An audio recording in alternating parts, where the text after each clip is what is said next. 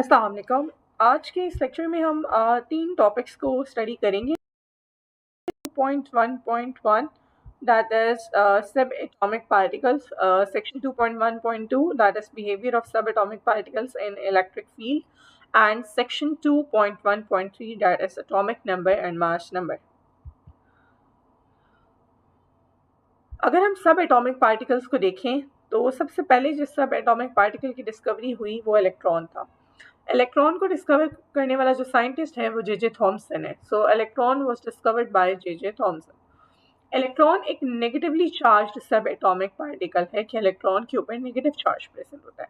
जब आप इलेक्ट्रॉन को इलेक्ट्रिक फील्ड में से पास करवाओगे तो जो इलेक्ट्रॉन की डिफ्लेक्शन है वो इलेक्ट्रिक फील्ड के पॉजिटिव पोल की तरफ होगी। इलेक्ट्रिक फील्ड के दो पोल्स होते हैं, एक पॉजिटिव पोल और एक नेगेटिव पोल।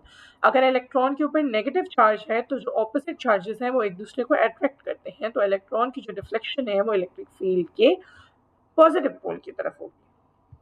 नेक्स्ट सब एटॉमिक पार्टिकल हमारे पास कौन सा है वो है प्रोटॉन। प्रोटॉन बेसिकली आपके पास क्या है, एक पॉजिटिवली चार्ज्ड सब एटॉमिक पार्टिकल है। अगर आप प्रोटॉन को इलेक्ट्रिक फील्ड से पास करवाओगे तो अगेन इलेक्ट्रिक फील्ड के दो पोल्स हैं, नेगेटिव पोल एंड पॉजिटिव पोल।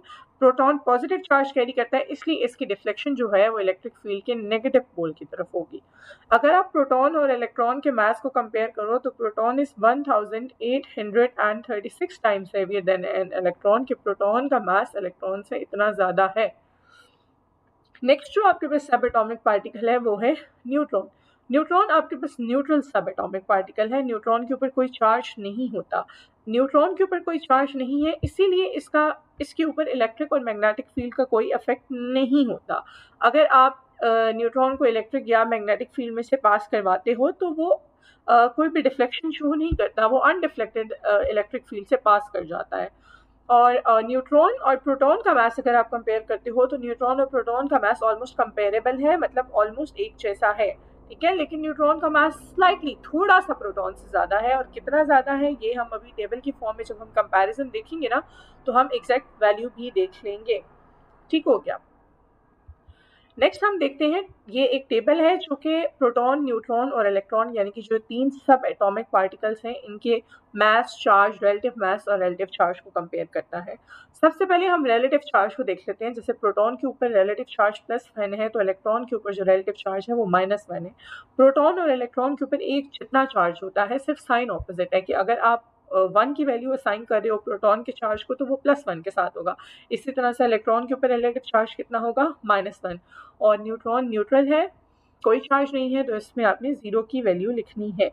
फिर आप देखो कि आपके पास चार्ज का यूनिट जो है वो कूलम है ना, तो कूलम में प्रोटॉन के ऊपर कितना चार्ज है, 1.602 इंटू 10⁻⁻19 कूलम, ठीक है। और यही वैल्यू जो है वो चार्ज की इलेक्ट्रॉन के ऊपर होगी कूलम में, 1.602 इंटू 10⁻⁻19। डिफरेंस सिर्फ यहाँ पे है कि प्रोटॉन के ऊपर जो चार्ज है 1.602 इंटू 10⁻⁻19 वो पॉजिटिव साइन के साथ है, इसके साथ आप बेशक पॉजिटिव साइन लगा लें। और जो इलेक्ट्रॉन के ऊपर चार्ज है उसकी भी वैल्यू सेम है, यानी कि जितना प्रोटॉन के ऊपर कूलम में चार्ज है उतना ही इलेक्ट्रॉन के ऊपर कूलम में चार्ज है। लेकिन डिफरेंस सिर्फ ये है कि ये नेगेटिव साइन के साथ है वैल्यू, और न्यूट्रॉन के ऊपर अगेन 0 चार्ज है। अगर आप रिलेटिव मास देखें तो प्रोटॉन और जो न्यूट्रॉन का मास है ना वो ऑलमोस्ट एक जितना होता है, तो दोनों को आप 1 वैल्यू असाइन कर सकते हो रिलेटिव मास के अंदर।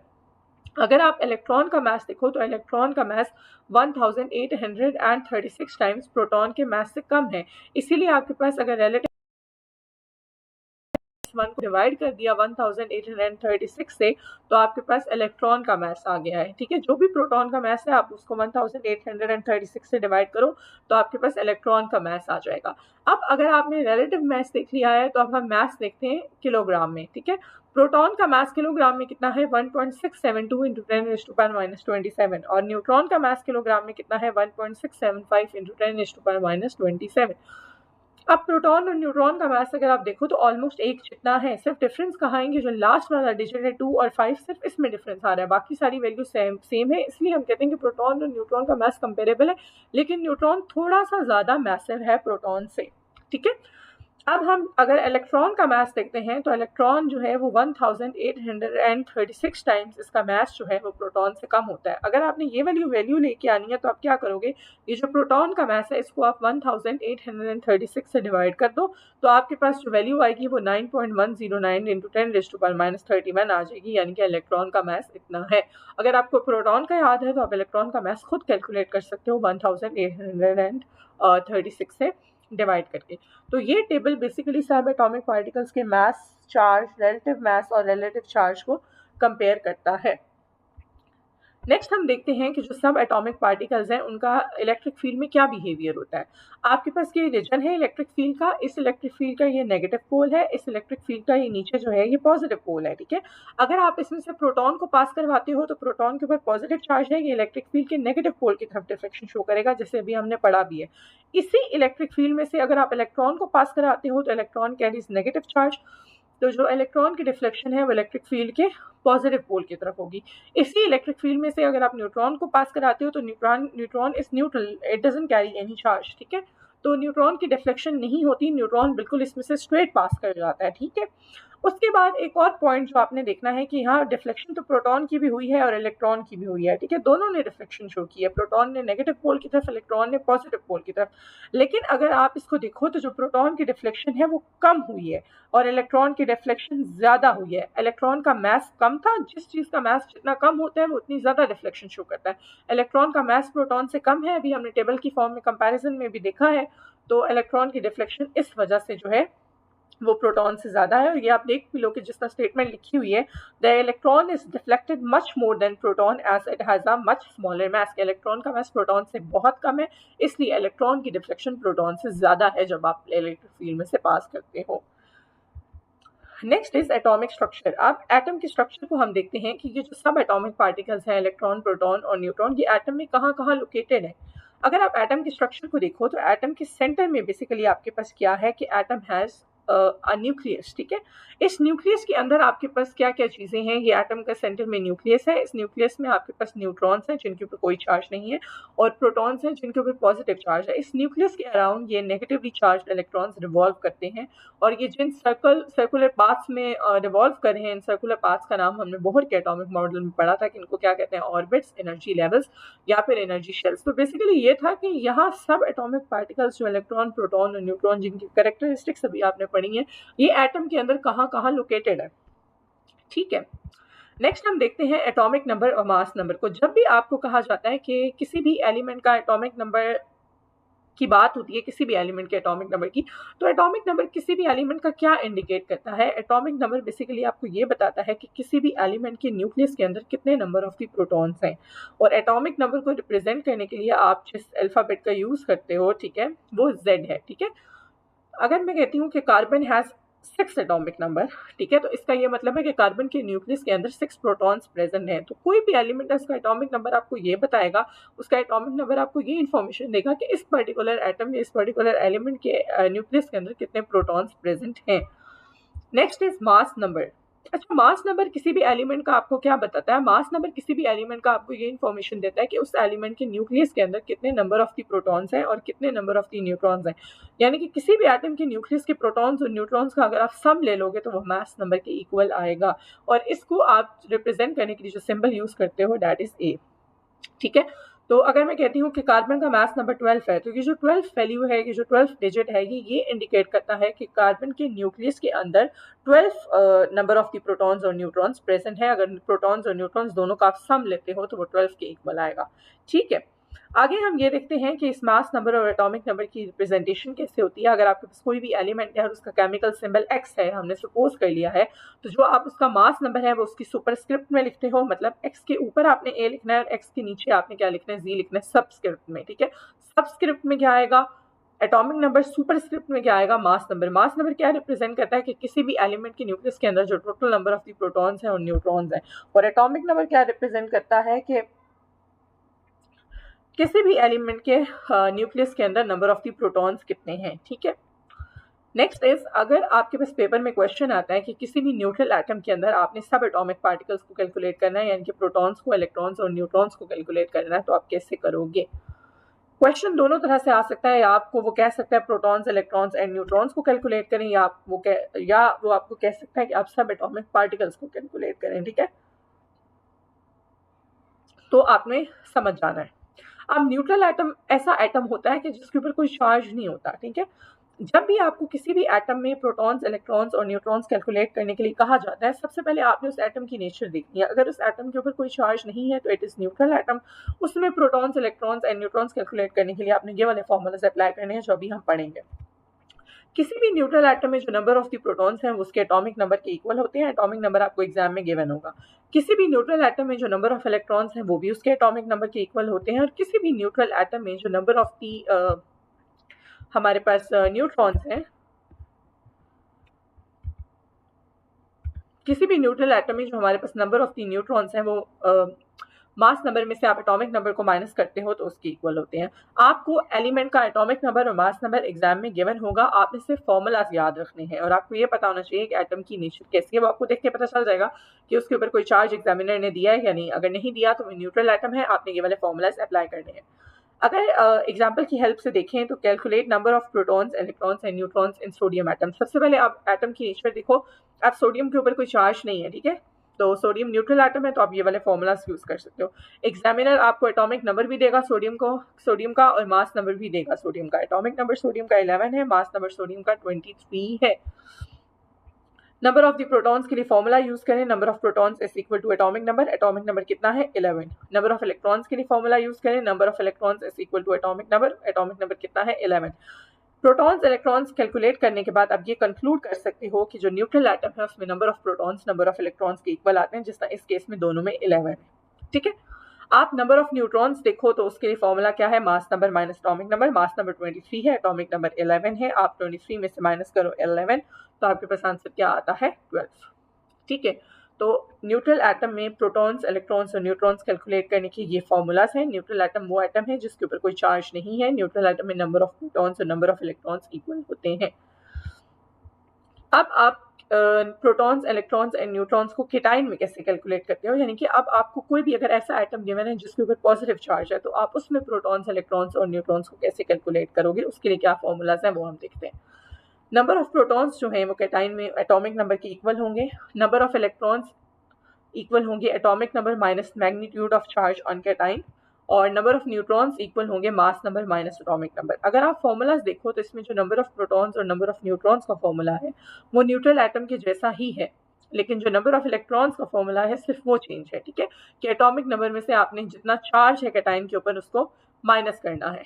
ठीक है, अब इसको एक एग्जांपल की हेल्प से अंडरस्टैंड करते हैं कि अगर आपको एग्जामिनर कहता है कि प्रोटॉन्स इलेक्ट्रॉन्स और न्यूट्रॉन्स सोडियम आयन में कैलकुलेट करें तो सबसे पहले आप इसकी नेचर देखो। सोडियम आयन के ऊपर पॉजिटिव चार्ज है तो आपने केटाइन वाले फॉर्मूलाज अप्लाई करने हैं। ठीक है, एटॉमिक नंबर और मास नंबर आपको एग्जामिनर देगा। एटॉमिक नंबर सोडियम का 11 है, मास नंबर सोडियम का 23 है। नंबर ऑफ प्रोटॉन्स किसके इक्वल होते हैं, एटॉमिक नंबर के इक्वल होते हैं। एटॉमिक नंबर कितना है 11। नंबर ऑफ इलेक्ट्रॉन्स किसके इक्वल होते हैं, atomic number minus magnitude of charge on cation. Atomic number कितना है 11। आप सोडियम के ऊपर चार्ज देखो कितना चार्ज है, आपने साइन नहीं देखना, सिर्फ चार्ज की वैल्यू देखनी है। वो +1 चार्ज है ना, यानी कि 1, तो आप 11 में से माइनस कर दोगे 1। ठीक है, तो कितना आ गया 10। बिल्कुल उल्टा है, अगर केटाइन के ऊपर पॉजिटिव चार्ज है तो आपने यहाँ पे माइनस करना है। ठीक है, 11 - 1 10। नंबर ऑफ प्रोटॉन्स आ गए, नंबर ऑफ इलेक्ट्रॉन्स आ गए। यहाँ से आप कंक्लूड कर सकते हो कि केटाइन में जो है वो प्रोटॉन्स और इलेक्ट्रॉन्स इक्वल नहीं होते। जिस तरह न्यूट्रल एटम में इक्वल थे ना नंबर ऑफ प्रोटॉन्स और नंबर ऑफ इलेक्ट्रॉन्स, यहाँ पे नंबर ऑफ प्रोटॉन्स और नंबर ऑफ इलेक्ट्रॉन्स की वैल्यू एक जैसी नहीं आती, डिफरेंट आती है। नंबर ऑफ न्यूट्रॉन्स कैलकुलेट करने के लिए वही फॉर्मूला है, mass number minus atomic number 23 - 11 12। अगर आप देखो तो केटाइन के लिए नंबर ऑफ प्रोटॉन्स का भी वही फॉर्मूला है, नंबर ऑफ न्यूट्रॉन्स का भी वही फॉर्मूला है जो आपने न्यूट्रल एटम के लिए पढ़ा है। आपने सिर्फ याद क्या रखना है, नंबर ऑफ इलेक्ट्रॉन्स का फॉर्मूला, कि नंबर ऑफ इलेक्ट्रॉन्स केटाइन में कैलकुलेट करने के लिए आपने क्या करना है, atomic number minus magnitude of charge on cation. ठीक है, और ये आप कंक्लूड कर सकते हो कि केटाइन में नंबर ऑफ प्रोटॉन्स और नंबर ऑफ इलेक्ट्रॉन्स इक्वल नहीं होते। उसके बाद अगेन अगर आपको एग्जामिनर कहता है कि प्रोटॉन्स इलेक्ट्रॉन्स और न्यूट्रॉन्स आपने एनाइन में कैलकुलेट करने हैं, यानी किसी नेगेटिवली चार्ज आयन में कैलकुलेट करने हैं, तो कैसे करोगे। नंबर ऑफ प्रोटॉन्स किसी भी नेगेटिवली चार्ज आयन में उसके एटॉमिक नंबर के इक्वल होते हैं। नंबर ऑफ इलेक्ट्रॉन्स किसके इक्वल होते हैं, atomic number plus magnitude of charge on A9.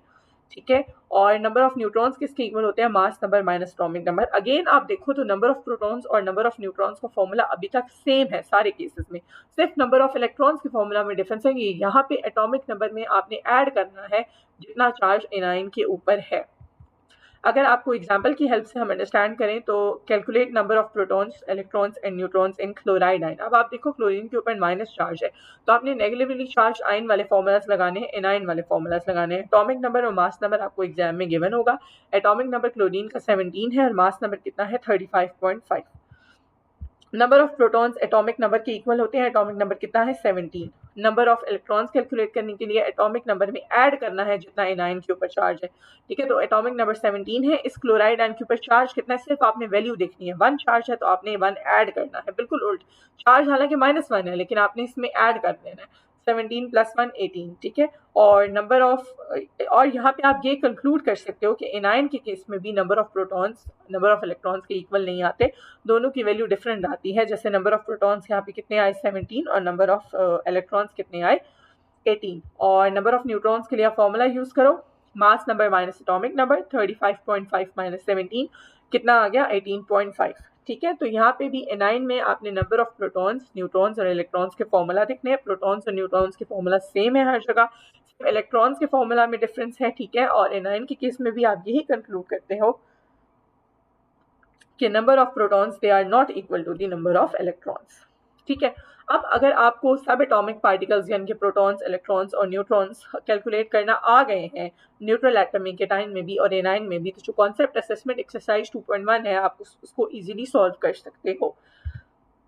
अब यहाँ पे जिस तरह से क्वेश्चन है how many electrons are present in the following species, इसने प्रोटॉन्स कैलकुलेट करने के लिए नहीं कहा, इसने न्यूट्रॉन्स कैलकुलेट करने के लिए भी नहीं कहा, इसने सिर्फ इलेक्ट्रॉन्स कैलकुलेट करने के लिए कहा है।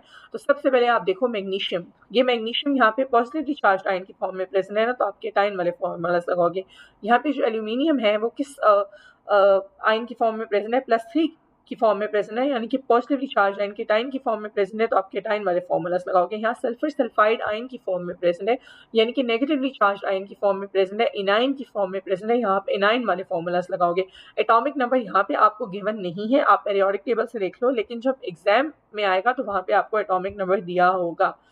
इसी तरह से find out number of electrons protons and neutrons of the following species using the atomic number. ये जो 4 आपके पास फर्दर जो है वो एलिमेंट्स दिए हुए हैं, यानी कि आयंस दिए हुए हैं, आपने इनके अंदर क्या कैलकुलेट करना है, इलेक्ट्रॉन्स प्रोटॉन्स न्यूट्रॉन्स। अब आपने तीनों चीज़ें कैलकुलेट करनी है और एटॉमिक नंबर और मास नंबर एग्जाम में तो आपको गिवन होंगे, लेकिन अभी के लिए आप पेरियोडिक टेबल से देख सकते हो। और अगर आपको पिछले वाली एग्जाम्पल समझ आ गई है तो आप आसानी से कैलकुलेट कर लोगे। सबसे उसकी नेचर देखनी है कि क्या उसके ऊपर कोई चार्ज है या नहीं है।